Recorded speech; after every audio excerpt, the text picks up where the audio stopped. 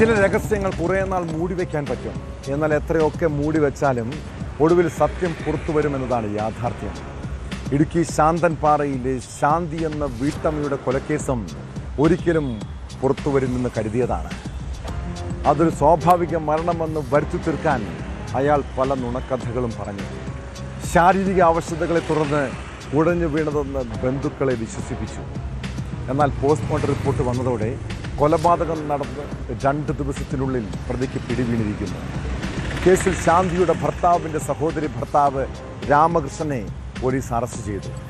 മുൻ വൈരാഗ്യമാണ് കൊലപാതകത്തിന് കാരണമെന്നാണ് കണ്ടെത്തൽ.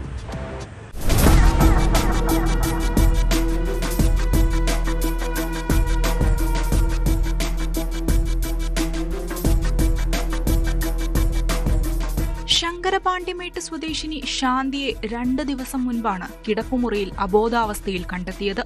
ശാന്തിക്ക് ജീവിതശൈലി രോഗങ്ങൾ ഉണ്ടായിരുന്നതിനാൽ ബന്ധുക്കൾക്ക് ആദ്യമൊന്നും സംശയം തോന്നിയില്ല.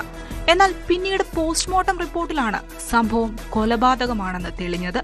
ഇതോടെ ഇവരുടെ ബന്ധുവായ രാമകൃഷ്ണനെ പോലീസ് അറസ്റ്റ് ചെയ്തു.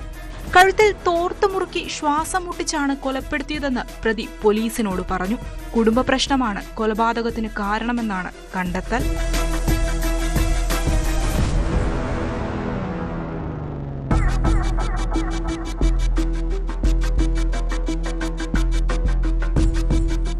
സംഭവ ദിവസം ആണി വാങ്ങാനായാണ് ജഗൻമോഹന്റെ സഹോദരി ഭർത്താവായ രാമകൃഷ്ണൻ വീട്ടിലെത്തിയത്.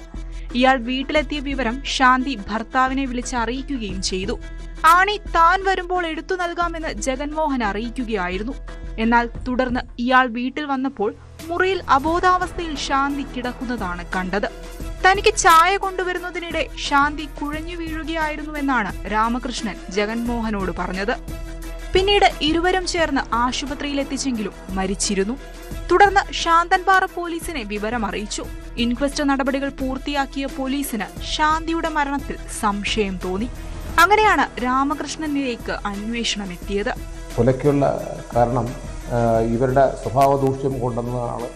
കുടുംബത്തിന് ഒരു മോശം പേര് ദോഷം ഉണ്ടാകുന്ന രീതിയിലാണ് ഇയാൾ പോലീസിനോട് പറഞ്ഞിട്ടുള്ളത്. അങ്ങനെ ഒരു മോശം പേരുള്ളത് കൊണ്ടാണ് അവരെ കൊന്നു എന്നാണ് പറയുന്നത്. എന്നാൽ സാഹചര്യം വെച്ച് നോക്കുമ്പോഴേക്കും ഒരു റേപ്പിനുള്ള ശ്രമങ്ങളും അതുപോലെ തന്നെ സാഹചര്യങ്ങളുമൊക്കെ വീട്ടിൽ കാണുന്നുണ്ട്. അത് പോലീസ് വിശദമായി അന്വേഷിച്ചു വരികയാണ്. ഇടുക്കി മെഡിക്കൽ കോളേജിൽ നടത്തിയ പോസ്റ്റ്മോർട്ടത്തിലാണ് തുടർന്ന് ശാന്തൻപാറ CI ശരലാലിന്റെ നേതൃത്വത്തിൽ രാമകൃഷ്ണനെ പോലീസ് കസ്റ്റഡിയിലെടുത്ത് ചോദ്യം ചെയ്തപ്പോഴാണ് കൊലപാതക വിവരം അറിയുന്നത്. അടിമാലി കോടതിയിൽ ഹാജരാക്കിയ പ്രതി രാമകൃഷ്ണനെ റിമാൻഡ് ചെയ്തു. പ്രതിയെ കസ്റ്റഡിയിൽ വാങ്ങി കൊലപാതകം നടന്ന വീട്ടിലെത്തിച്ച് തെളിവെടുപ്പും നടത്തി.